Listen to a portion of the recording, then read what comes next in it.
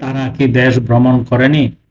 তাহলে তারা বুদ্ধিসম্পন্ন মনের অধিকারী হতে পারত, অথবা তারা এমন কর্ণ পেত যা শোনার যোগ্য।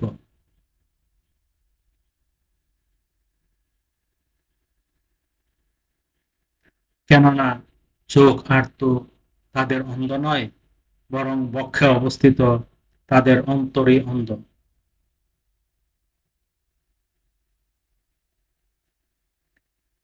আর তারা আপনার কাছে তড়িৎ শাস্তি প্রার্থনা করে, অথচ আল্লাহ কখনো ভঙ্গ করে না প্রতিশ্রুতি।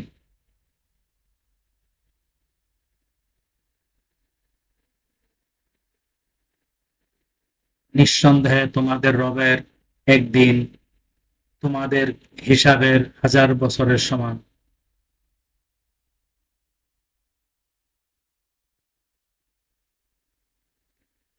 আমি কত জনপদকে অবকাশ দিয়েছি, যার অধিবাসীরা ছিল জালিম, তারপর পাকড়াও করেছি, আমার কাছে ফিরবে।